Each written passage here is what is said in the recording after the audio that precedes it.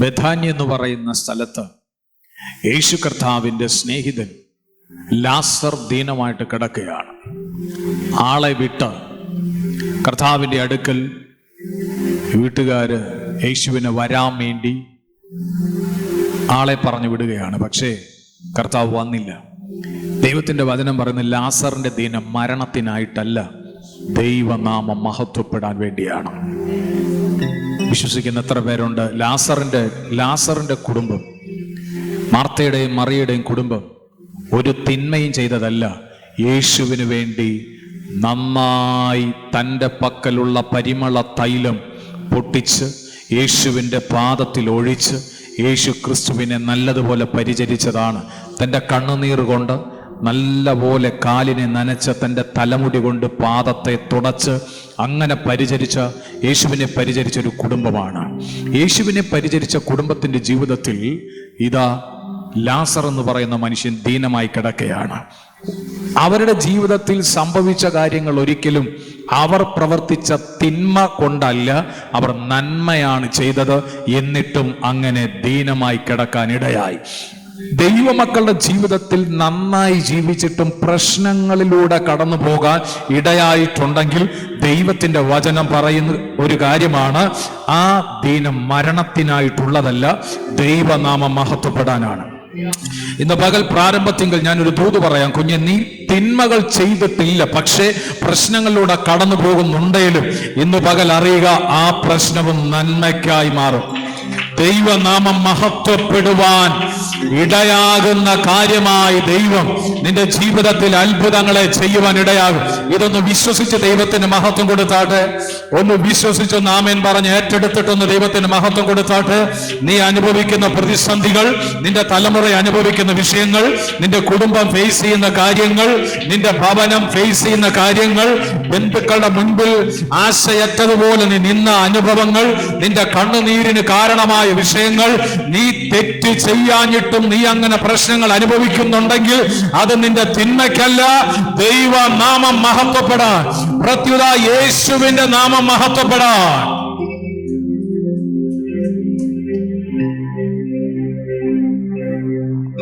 ദൈവനാമം മഹത്വപ്പെടാൻ വേണ്ടിയാണ് ലാസറിന്റെ ദീനം. ഈ ദിനം മരണത്തിനായിട്ടുള്ളതല്ല, ദൈവനാമം മഹത്വപ്പെടാൻ വേണ്ടിയാണെന്ന് കർത്താവ് പറയുകയാണ്. ചേർന്ന് പറഞ്ഞോ, ഇന്നലകളിൽ ഞാൻ കരയാൻ കാരണമായ വിഷയം അതെത്ര വലിയ കാഠിന്യമേറിയ വിഷയമായാലും കൊള്ളാം, അതിനകത്ത് ദൈവനാമം മഹത്വപ്പെട്ടിരിക്കും. ഒന്ന് വിശ്വസിച്ച് പറ, ദൈവനാമം മഹത്വപ്പെട്ടിരിക്കും. സ്തോത്രം. ഞാൻ അനുഭവിച്ച പ്രശ്നം എന്നെ തകർക്കാനല്ല, യേശുവിന്റെ നാമം മഹത്വപ്പെടാൻ.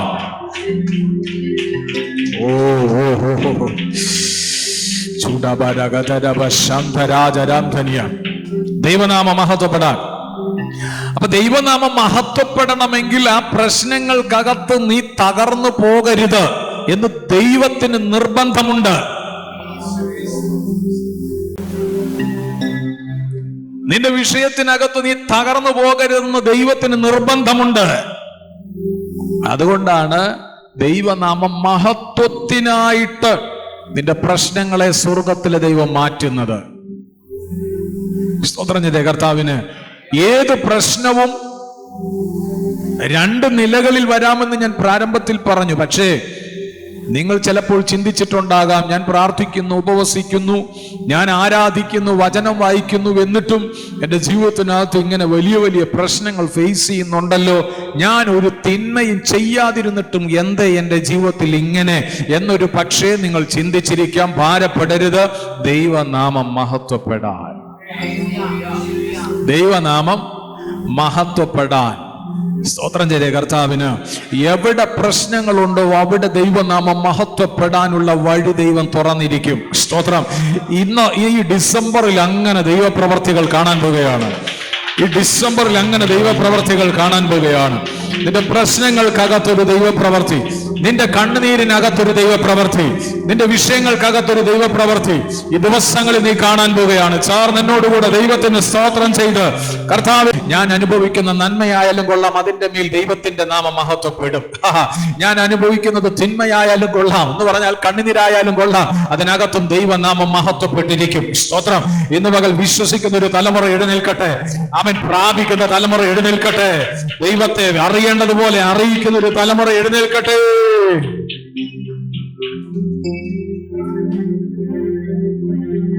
ദൈവനാമം മഹത്വപ്പെടാൻ. ലാസർ ദീനമായിട്ട് കിടന്നു. അതിൽ ലാസറിന്റെ ദീനത്തെ കുറിച്ച് കർത്താവിന് പറയാനുള്ളത് ഇതാണ്: ദൈവനാമം മഹത്വപ്പെടാൻ വേണ്ടിയാണ്. ചേർന്ന് കർത്താവിന് സ്തോത്രം ചെയ്താട്ടെ. പക്ഷേ ലാസറിന്റെ വിഷയത്തിൽ ദൈവനാമം മഹത്വപ്പെടാൻ സമയങ്ങൾ വൈകി. ആളയച്ചിട്ടും സമയത്തിന് ലാസറിന്റെ രോഗത്തെ സൗഖ്യമാക്കാൻ കർത്താവ് ബെഥാന്യയിലേക്ക് വന്നില്ല. ആമേൻ. അപ്പോൾ ആ വീട്ടുകാർ ചിന്തിച്ചിരിക്കാം, കർത്താവിന്റെ അടുക്കൽ ആളയച്ചു, കർത്താവ് വരുമെന്ന് പ്രതീക്ഷിച്ചു. പക്ഷേ കർത്താവിന്റെ ടൈം ഈ മനുഷ്യർ വിചാരിച്ച ടൈമിനകത്ത് വന്നില്ല. ദീനം വന്നപ്പോഴാണ് ആളെ അയച്ചത്, മരിച്ചിട്ടാണ് കർത്താവ് വരുന്നത്. രോഗിയായി കിടന്നപ്പോൾ ആളെ അയച്ചു, കർത്താവ് വരുന്നത് ഈ പുള്ളി മരിച്ചിട്ടാണ്. അതും 4 ദിവസം. ഹല്ലേലൂയ. ഈ 3-4 ദിവസമൊക്കെ കഴിഞ്ഞ് കർത്താവ് വന്നിട്ട് എന്തെടുക്കാൻ പോവുകയാണെന്ന് ഒരു പക്ഷെ ചിന്തിച്ചിരിക്കും. ഹല്ലേലൂയ. ദൈവത്തിന് നന്ദി പറഞ്ഞാട്ടെ. സ്തോത്രം. രണ്ടാമത്, നമ്മൾ പ്രാർത്ഥിക്കുമ്പോഴും നമ്മളും ദൈവസന്നിധിയിൽ ഉപവസിക്കുമ്പോഴും ദൈവത്തോടൊരു പക്ഷേ ഇതുപോലെയുള്ള സിറ്റുവേഷൻ ഫേസ് ചെയ്യേണ്ട സമയങ്ങൾ ജീവിതത്തിൽ വരുമ്പോൾ ചിന്തിച്ചിരിക്കാം, ചോദിച്ചിരിക്കാം, ദൈവമേ, എൻ്റെ ജീവിതത്തിൽ ഇങ്ങനെ ആരാധിക്കുന്നു, ഉപവസിക്കുന്നു, പ്രാർത്ഥിക്കുന്നു, ദൈവത്തിൻ്റെ വചനം വായിക്കുന്നു, എന്നിട്ടും എൻ്റെ വിഷയത്തിനകത്തൊരു വിടുതലില്ലല്ലോ, ഞാൻ പ്രാർത്ഥിക്കുന്ന വിഷയത്തിനകത്തൊരു മറുപടി വന്നില്ലല്ലോ എന്ന് ചിന്തിച്ചു പോകുന്ന സാഹചര്യങ്ങൾ ജീവിതത്തിൽ ഫേസ് ചെയ്യേണ്ടി വന്നിരിക്കാം. ദൈവത്തോട് ചോദിച്ചിരിക്കാം. സ്തോത്രം. എന്നാൽ ദൈവത്തിന് അതിൻ്റെ മേൽ പറയാനുണ്ട്, നിന്റെ വിഷയത്തിനകത്തും ദൈവനാമം മഹത്വപ്പെടും. നീ പ്രതീക്ഷിക്കുന്ന ടൈമിനകത്ത് ദൈവനാമം മഹത്വപ്പെടാൻ ഇടയായില്ലെങ്കിലും, നമ്മൾ വിചാരിക്കുന്ന ടൈമിൽ ദൈവം പ്രവർത്തിച്ചില്ലെങ്കിലും, കാലതാമസം അതിൻ്റെ നടുവിൽ വന്നാലും, പ്രതീക്ഷയ്ക്ക് വകയില്ലാത്ത സാഹചര്യം പോലെ സാഹചര്യമായാലും, ഇനിയൊരു കച്ചിത്തുരുമ്പ് കാണാൻ വഴിയില്ലല്ലോ എന്ന് പറയുന്ന സാഹചര്യത്തിനകത്തായിരുന്നാലും, ദൈവനാമം മഹത്വപ്പെടാൻ അവൻ പ്രവർത്തിച്ചിരിക്കും. ലാസറേ, നീ മരിച്ചു, പ്രത്യാശ നഷ്ടപ്പെട്ടതുപോലെ പ്രതീക്ഷയ്ക്ക് വകയില്ലാത്ത സാഹചര്യങ്ങൾ ഉണ്ടായി. അതിനർത്ഥം എൻ്റെ ദൈവം വരാൻ വൈകി എന്നുള്ളത് കൊണ്ട് പ്രവർത്തിക്കുവാനായിട്ട് അവന് കഴിയുകയില്ല എന്നുള്ളതല്ല, അവൻ അതിൻ്റെ നടുവിലും പ്രവർത്തിക്കുവാൻ ശക്തനാണെന്ന്. ഹല്ലേലൂയ. അതിന്റെ നടുവിലും അവൻ പ്രവർത്തിക്കുവാൻ ശക്തനാണെന്ന് തിരിച്ചറിയുന്ന ദൈവത്തിന്റെ ജനം അവന് മഹത്വം കൊടുത്ത് പറഞ്ഞാട്ടെ. കാലതാമസം വൈകിയാലും ദൈവത്തിന്റെ ടൈം അടുത്തു വന്നാൽ അതിനെ ആർക്കും തടയാൻ കഴിയാത്ത വിധമുള്ള ദൈവത്തിന്റെ ഡെലിവറൻസ് ഓപ്പണായി വരുവാനിടയാകും. ഓ ജീസസ്, ജീസസ്. നിങ്ങളുടെ പ്രാർത്ഥനകൾക്ക് മറുപടി കിട്ടാതെ പോകുന്നില്ല. നിങ്ങളുടെ വിഷയങ്ങളിൽ നിങ്ങൾ തകർന്നു പോകുന്നില്ല. കാരണം ദൈവനാമം മഹത്വപ്പെടണമെന്ന് ദൈവം പദ്ധതി ഇട്ടിട്ടുണ്ടെങ്കിൽ ആ വിഷയത്തിനകത്തും ദൈവനാമം മഹത്വപ്പെടുവാൻ അവൻ പ്രവർത്തിച്ചിരിക്കും. കാലതാമസം വന്നാലും കുഴപ്പമില്ല, പ്രാർത്ഥിക്കുന്ന വിഷയങ്ങൾക്കകത്ത് നിങ്ങൾ കാത്തിരിക്കുകയാണ് മറുപടിക്കെങ്കിൽ സ്തോത്രം. കുഴപ്പമുള്ളതല്ല, ദൈവത്തിന്റെ പ്രവൃത്തി ശക്തമായി കണ്ടിരിക്കും. Oh love you holy spirit, thank you Jesus. ഒന്ന് ചേർന്ന് പറഞ്ഞേ, വിടുതൽ കണ്ടിരിക്കും, മറുപടി വന്നിരിക്കും. വീണ്ടും പ്രത്യാശയോടെ കാത്തിരിക്കുക. വിഷയത്തിന്റെ മേൽ ദൈവത്തിന്റെ പ്രവൃത്തി ചലിച്ചിരിക്കും. ഹല്ലേലൂയ. വൈദ്യശാസ്ത്രം നോ എന്ന് പറഞ്ഞാലും കൊള്ളാം, സാഹചര്യം നോ എന്ന് പറഞ്ഞാലും കൊള്ളാം. ആമേൻ. ഒരു പ്രതീക്ഷയുമില്ലാത്ത ആശയറ്റ അനുഭവത്തിനകത്ത് നിന്റെ സാഹചര്യം ആയാലും കൊള്ളാം, ദൈവനാമം മഹത്വപ്പെടുമെന്ന് പറഞ്ഞാൽ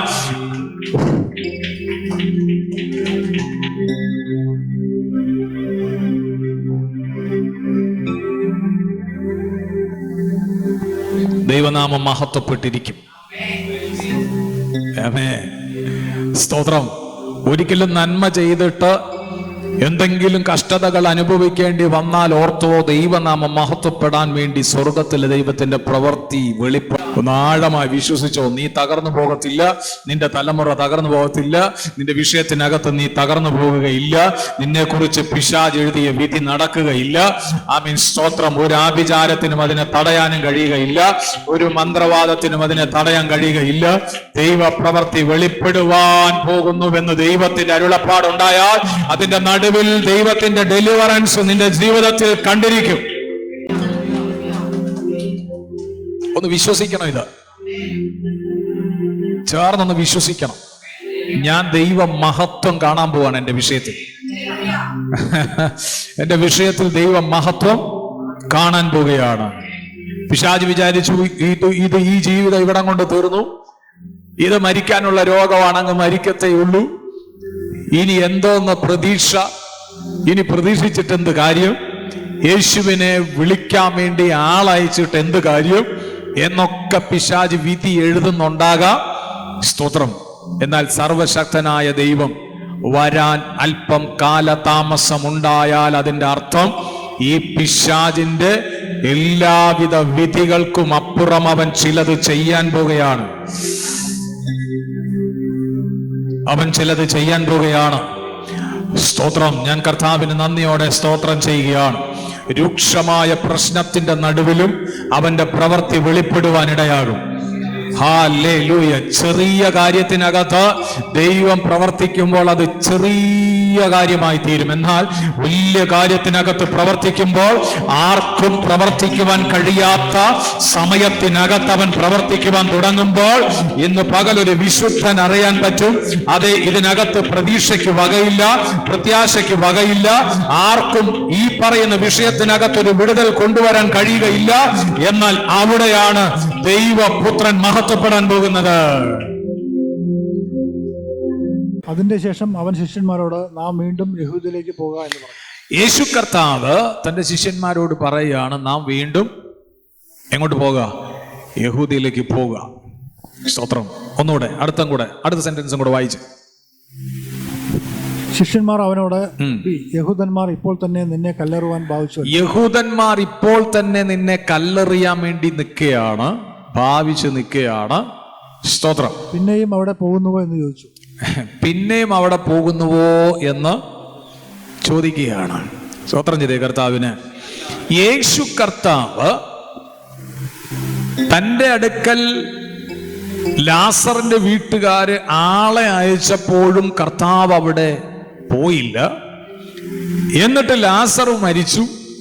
3-4 ദിവസമായപ്പോഴത്തേനും ഈ പറയുന്ന യേശു കർത്താവ് അങ്ങോട്ട് പോകാൻ പ്ലാൻ ചെയ്യുകയാണ്. ശിഷ്യന്മാര് തടയാൻ ശ്രമിക്കുകയാണ്. എന്തിനാ പോകുന്നത്? മറ്റുള്ളവരിൽ നിന്ന് കല്ലേറ് കിട്ടാൻ വേണ്ടിയാണോ ഇനി അങ്ങോട്ട് പോകുന്നത്? അവൻ മരിച്ചില്ലേ, ഇനി അവിടെ പോയിട്ട് എന്തോന്ന് ചെയ്യാൻ വേണ്ടിയാണ് പോകുന്നത്? അവിടേക്ക് ഇനി പോകണമോ എന്ന ചോദ്യമാണ് അവിടെ. സ്തോത്രം ചെയ്തേ കർത്താവിന്. കർത്താവ് എന്ത് ചെയ്യാൻ പോകുകയാണെന്ന് അവന് നല്ല ബോധ്യമുണ്ട്. ഞാൻ ഇതിനകത്തൊരു ദൂത് പറയാം. കുഞ്ഞെ, നിന്റെ വിഷയത്തിനകത്ത് നിന്റെ കൂടെ ഇരുന്ന് പ്രാർത്ഥിച്ചവർ കാണാം. ഒരുപക്ഷെ നിന്റെ മാതാവോ നിന്റെ പിതാവോ കുഞ്ഞുങ്ങളോ വേണ്ടപ്പെട്ടവരോ നിന്റെ തക്ക തുണയോ ഒക്കെ നിന്റെ വിഷയത്തിനകത്ത് കൂടെ ഇരുന്ന് പ്രാർത്ഥിച്ചിരിക്കാം. ഒരുപക്ഷെ ഒരുമിച്ച് പ്രാർത്ഥിച്ച് വിഷയങ്ങൾക്കകത്ത് പ്രതീക്ഷയ്ക്ക് വകയില്ല എന്ന് കരുതിയ സാഹചര്യത്തിന് അവർ പറഞ്ഞിരിക്കാം, ഇനി എന്ത് ചെയ്യും? സ്തോത്രം. ഇനി എങ്ങനെ മുൻപോട്ട് പോകും? ഈ വിഷയം ഇനി പ്രാർത്ഥിച്ചിട്ടും കാര്യമില്ലേ എന്നൊരു പക്ഷേ നീ കേൾക്കേണ്ടി വന്നിരിക്കാം. എന്നാൽ നിന്റെ അകത്ത് ഒരു ധൈര്യം ഉണ്ടാകട്ടെ, നിന്റെ അകത്തൊരു വിശ്വാസം ഒന്നുകൂടെ ഉറക്കട്ടെ. കാര്യം അവനറിയാം അവൻ എന്ത് ചെയ്യാൻ പോകുകയാണെന്ന്. യേശുവിനറിയാം നിന്റെ വിഷയത്തിനകത്ത് എന്ത് ചെയ്യാൻ പോകുകയാണെന്ന്. നിന്റെ സാഹചര്യം അതിനകത്ത് വിഷയമല്ല. നിന്റെ സാഹചര്യത്തിന്റെ ഒരു കച്ചിത്തുരുമ്പം അവന് പ്രവർത്തിക്കാൻ ആമേൻ വേണ്ട. മനസ്സിലായവർക്ക് ഞാൻ ദൈവത്തിന് സ്തോത്രം ചെയ്യുന്നു. ദൈവത്തിന് പ്രവർത്തിക്കാൻ, ദൈവത്തിന് നിന്റെ വിഷയത്തിൽ പ്രവർത്തിക്കാൻ ഒരു സാധ്യതകളും വേണ്ടെന്ന്.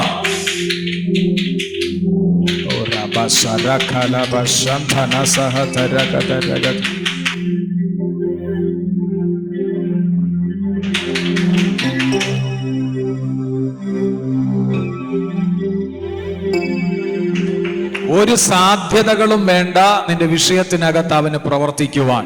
ലാസർ മരിച്ചെന്ന് മറ്റുള്ളവർക്കറിയാം, ലാസർ മരിച്ചെന്ന് ആ കുടുംബത്തിനറിയാം. വീണ്ടും വിലാപം നടക്കുകയാണ് അവിടെ.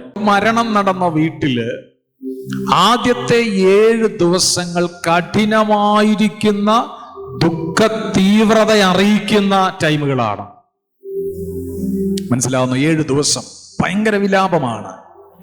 അടുത്ത 7 ദിവസം എന്ന് പറയുന്നത് ഈ ആദ്യത്തെ 7 ദിവസം പോലെയുള്ള വിലാപമല്ല, അല്പം ശാന്തത ഉണ്ടായിരിക്കും അതിനകത്ത്. മനസ്സിലായവർക്കായി സ്തോത്രം. അപ്പൊ അതിദുഃഖമായിരിക്കുന്ന സ്ഥലത്താണ് കർത്താവ് ചെല്ലാൻ പോകുന്നത്. മനസ്സിലായവർക്ക് ഞാൻ ദൈവത്തിന് സ്തോത്രം ചെയ്യും. തീവ്രമായിരിക്കുന്ന ദുഃഖം ആചാരമായി നടക്കുന്നതായിരിക്കുന്ന ആ വിലാപ വീട്ടിൽ സ്തോത്രം വലിയ സന്തോഷത്തിന് വകയാക്കി തീർക്കാനുള്ള ദൈവപ്രവൃത്തി ഉണ്ടാകാൻ പോവുകയാണ്. ഓ ചേർന്ന്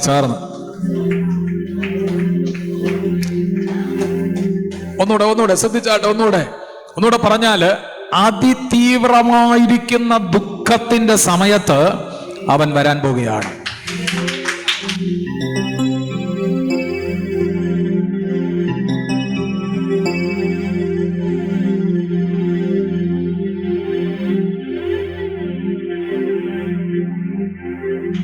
ചേർന്നൊന്ന് കർത്താവിന് സ്തോത്രം ചെയ്ത് പറഞ്ഞ അതിദുഃഖമായിരിക്കുന്ന ആ വിലാപത്തിന്റെ ടൈം എന്ന് പറഞ്ഞാൽ നിന്റെ ദുഃഖത്തിന്റെ കാഠിന്യം വർദ്ധിക്കുന്ന ടൈം വരെ കാത്തിരുന്നവൻ. സ്തോത്രം ചെയ്തേ കർത്താവിന്. അതുവരെ പ്രവർത്തിച്ചിട്ടില്ല. മനസ്സിലായോ? ഒന്നുകൂടെ പറയാം, ശ്രദ്ധിച്ചാട്ടെ. രോഗിയായി കിടക്കുമ്പോൾ, ലാസർ രോഗിയായി കിടക്കുമ്പോൾ ആളെ വിട്ടു വന്നില്ല. ആ മരണ ദിവസം വന്നില്ല. ആ ശക്തമേറിയ 7 ദിവസം എന്ന് പറയുന്നത്, മരിച്ചു കഴിഞ്ഞാലുള്ള 7 ദിവസം എന്ന് പറയുന്നത് തീവ്രമായ ദുഃഖാചരണത്തിന്റെ ദിനമാണ്. ഈ ദിനത്തിൽ ഒരു ദിനം അവൻ വരാൻ പോകുകയാണ്. മനസ്സിലാവർക്ക് ഞാൻ ദൈവത്തിന് സ്തോത്രം ചെയ്യുന്നു. നിന്റെ പ്രശ്നങ്ങളിൽ അവൻ ഇടപെട്ടില്ല. വീണ്ടും രൂക്ഷമായ കഠിന വേദന നീ അനുഭവിക്കുന്ന ടൈം അവൻ വരാൻ പോകുകയാണ്. നിന്റെ ജീവിതത്തിൽ പ്രവർത്തിക്കാൻ അവന്റെ പ്രവൃത്തി കാണാൻ പോകുകയാണ്. Holy spirit, holy spirit.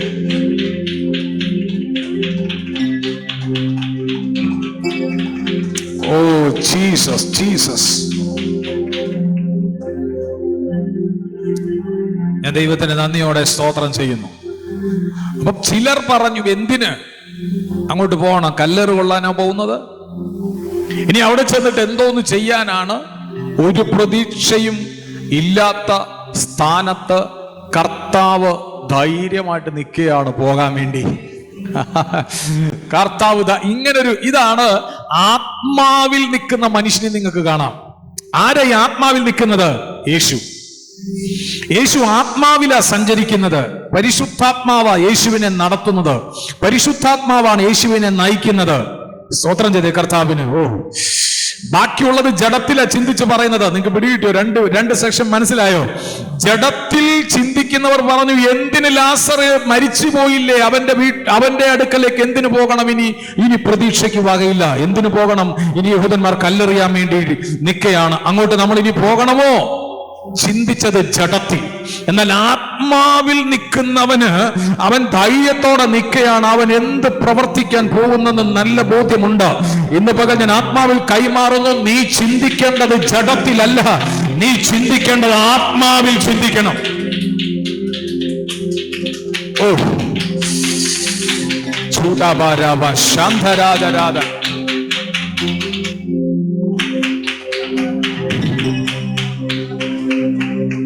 Okay, ഇവിടെ കർത്താവ് നിൽക്കുന്നത് ഭൂമിയിൽ, തന്റെ ശരീരം കൊണ്ട് നിൽക്കുന്നത് ഭൂമിയിൽ. പക്ഷെ താൻ ചിന്തിക്കുന്നത് ഉയരത്തിലെ പരിശുദ്ധാത്മാവിനാലാണ് ചിന്തിക്കുന്നത്. മനസ്സിലായവർക്ക് സ്തോത്രം. ദൈവമക്കളും ഇങ്ങനെയാണ്. ഞാൻ നിൽക്കുന്നത് ജഡത്തിൽ, ഈ ഭൂമിയിലാണ്. പക്ഷേ ഞാൻ കണക്റ്റഡായി നിൽക്കുന്നത് ദൈവത്തിന്റെ ആത്മാവുമായിട്ടാണ്. ദൈവത്തിന്റെ ആത്മാവുമായി കണക്റ്റഡായി നിൽക്കുന്നവന്റെ ലൈഫിൽ അവൻ മൂവ് ചെയ്യുന്നത് ജഡത്തിൽ ചിന്തിച്ചിട്ടല്ല, ആത്മാവിൽ ചിന്തിച്ചിട്ടാണ്. പ്രത്യുത അവൻ ആത്മമണ്ഡലത്തിലാണ്.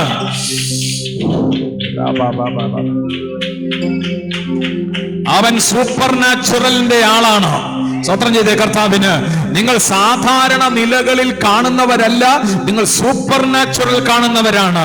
കാരണം നിങ്ങൾ നിൽക്കുന്നത് ശരീരം കൊണ്ട് ഈ ഭൂമിയിലാണേലും നിങ്ങൾ ആത്മാവ് കൊണ്ട് സർവശക്തനായ ദൈവത്തിന്റെ ആത്മാവുമായി കണക്റ്റഡായി നിൽക്കുന്നവരാണ്. അതുകൊണ്ട് ആത്മമണ്ഡലത്തിൽ സൂപ്പർ നാച്ചുറലുകൾ നിന്റെ ലൈഫിൽ നടക്കുന്നത് ആമേൻ കണ്ടുകൊണ്ടാണ് ഓരോ സ്റ്റെപ്പും നീ മുൻപോട്ട് വെക്കേണ്ടത്. അവിടെ അത്ഭുതം സംഭവിച്ചിരിക്കും, അവിടെ അടയാളങ്ങൾ വെളിപ്പെട്ടിരിക്കും, അവിടെ പ്രതീക്ഷയ്ക്ക് വകയില്ലാത്ത സ്ഥാനത്തും ദൈവപ്രവൃത്തി ചലിച്ചിരിക്കും. ഓ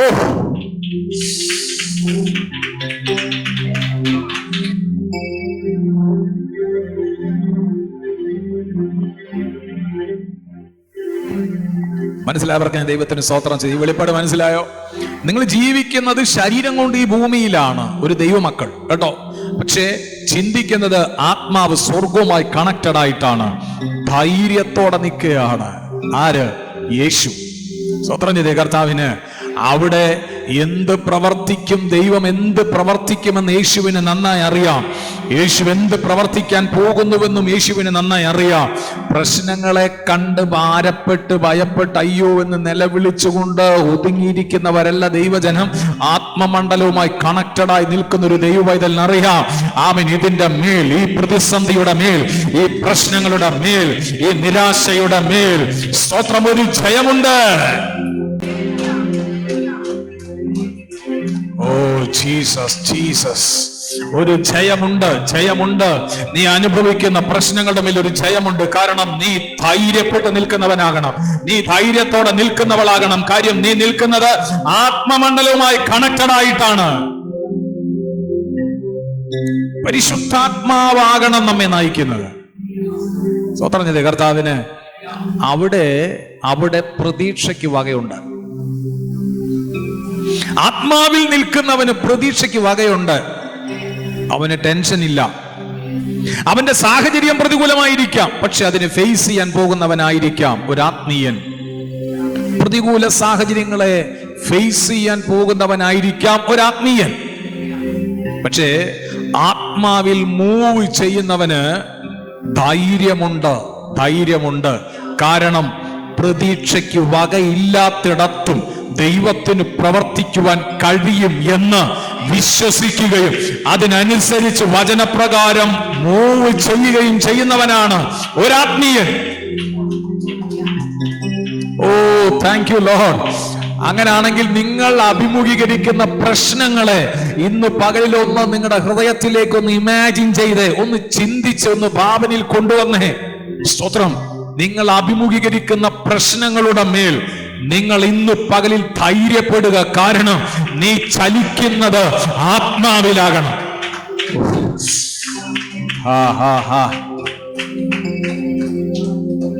സ്തോത്രം.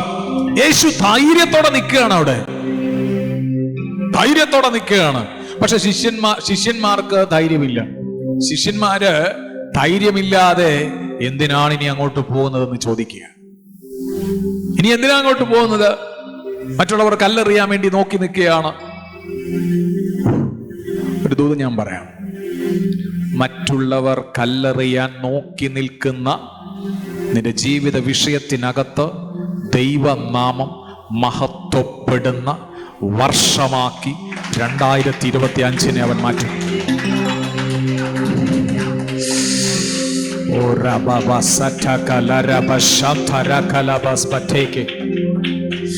Holy Spirit, Holy Spirit, ചുടബലഗതൻ ശാന്തരാവരന്ധനി. കല്ലെറിയാൻ ആളുകൾ നോക്കി നിൽക്കുന്ന ആളുകളുടെ നടുവിലേക്ക് ആമേൻ നീ ഇറങ്ങിക്കോ. കാര്യം അവിടെ മഹത്വം വെളിപ്പെടാൻ പോകുന്നു, അവിടെ മഹത്വം വെളിപ്പെടാൻ പോകുന്നു.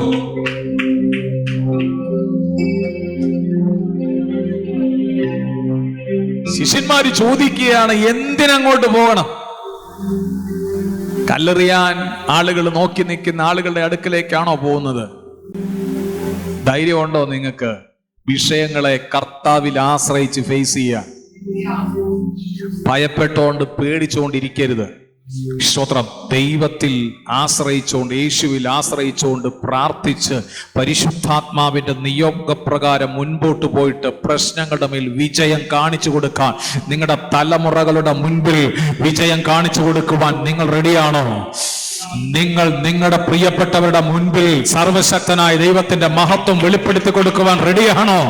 നിങ്ങളുടെ പ്രതികൂല സാഹചര്യത്തിന്റെ നടുവിൽ ദൈവമഹത്വം വെളിപ്പെടുന്നത് നിങ്ങൾ മറ്റുള്ളവരുടെ നടുവിൽ കാണിച്ചു കൊടുക്കാൻ റെഡിയാണോ? ധൈര്യത്തോടെ മുൻപോട്ട് പോകുക.